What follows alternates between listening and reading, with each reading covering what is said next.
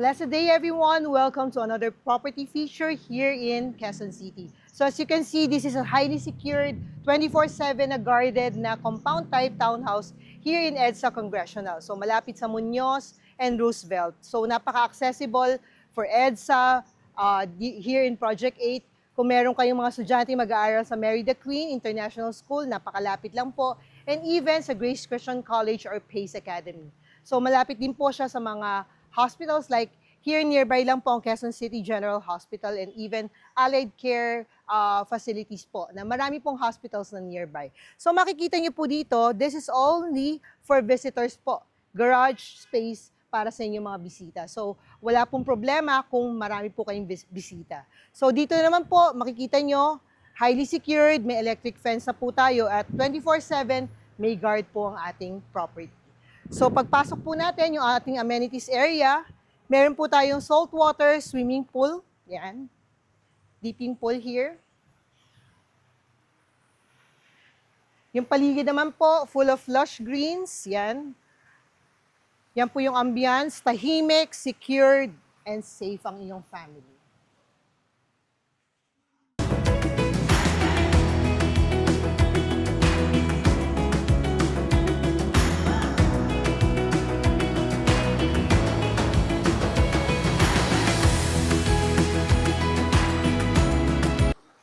So as you can see, no, medium density lang po yung ating compound made out of 43 units po.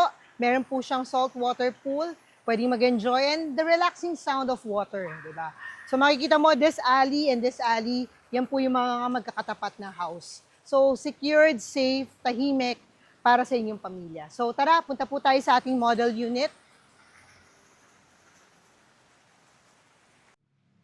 So the townhouse unit here consists of 3-story townhouse unit na with a lot area of 87 to 149 square meters, yun ang ranging ng sizes, and a floor area of 255 to 270 square meters. So tara, pasukin po natin yung isang model unit dito. As you can see, meron po siyang 3-car garage na pwedeng i-convert into 5. So dahil meron po tayong smart lifter here na ipoprovide nyo na po. Yan. So pasok po tayo. Yan. So ito po yung ating garage, side by side. So pag-enter po na ng ating door steps, yan.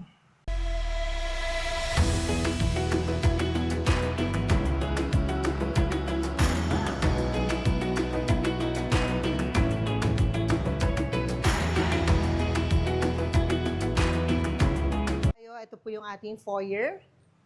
Yan. Tapos yung ating mga outlets or devices are smart e-home ready na po. Yan.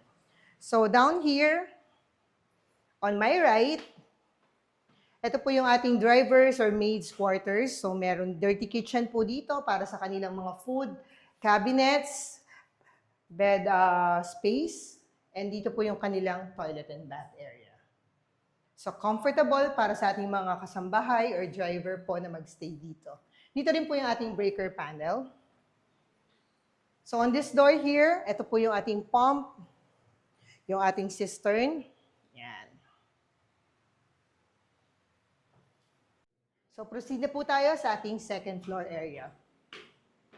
So actually, this property has 3 bathrooms, 3 bedrooms, 3 to 5 car garage. So kasyang-kasya po for a small to medium-sized family.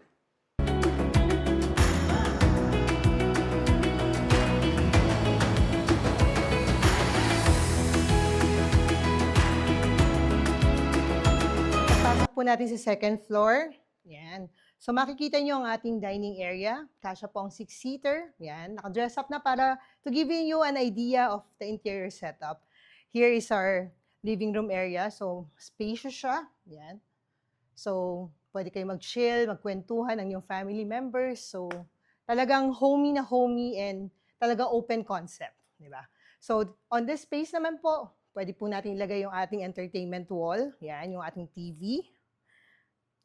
Tapos dito naman po yung ating U-shaped kitchen. Functional, useful, minimalist, and chic. With top and bottom na drawers. Yan. Modular cabinets na po siya. Tapos granite po yung ating stovetop. Yan. Tapos dito naman po yung ating space for the refrigerator. On my right is the powder room. Yan. Actually, complete toilet and bath na po siya. Yan. So, wala pong problema kung para sa visitors man or sa mga occupants na gustong mag-shower. Yan. Here on the second floor, ang kagandahan dito sa unit na to, so meron po tayong bedroom. So, kung may mga family members tayo that has difficulty of climbing the stairs, merong room para kila ama, kila mama mo, di ba, na nahihirapan ng umakyat sa ating mga stairs. So, yan. Fully set up na po. Yung ating bathroom dito ay doon na po sa ating common bathroom. So, here yung ating breaker system. Miniature na po yung style niya. And dito po, meron tayong sliding door here. Ito po yung ating airwell ventilation. Pwede rin po tayo dito maging mag-laundry. Yan. So, laundry, sampayan na rin at the same time. Tapos, ito yung access papunta sa ating roof in case may repairs. So, akit po tayo para sa ating master bedroom. Yan. So, makikita niyo yung steps dito. Cement po siya, tapos may overlay po ng wood planks. Kaya, easy breezy lang po na umakyat po sa ating stairs.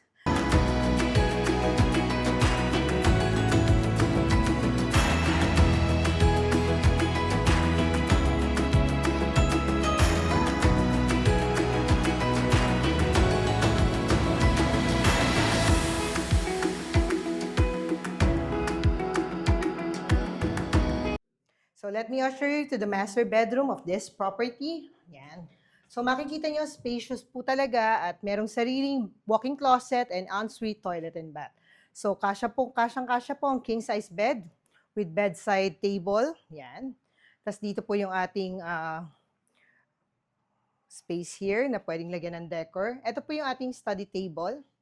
Yan. So our office table, if you have chores, gusto yung gumawa pa after work, ito po yung space natin.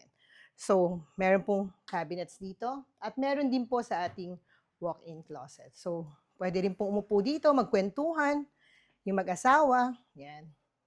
Dito po yung ating ensuite toilet and bath. Here are his and hers na modular cabinets. A spacious lavatory here. Yan. Tapos yung ating water closet. Then dito po para sa ating mga towels, blankets na pwede ilagay, at ang ating overhead shower. So actually, pwede pa kayong magpalagay dyan ng shower enclosure at your own expense.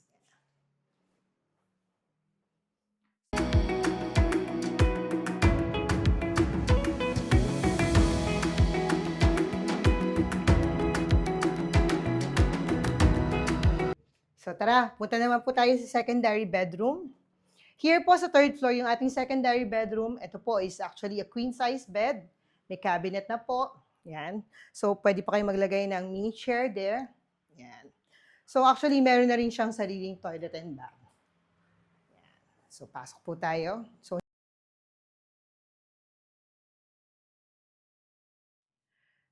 if you're interested in this unit, so compound type siya, secured na secured. Kung may mga kids tayo na natatakot tayo sa labas, so 24/7 may security, may electric fence, and gated po yung ating subdivision. So, few more units left, maybe that's for you na po and for your family. Again, this is your licensed real estate broker and appraiser, Nancy Shaw Guerrero, always at your service. From Blessed House Real Estate Services, follow me on my socials, YouTube, Facebook, and TikTok. Bye!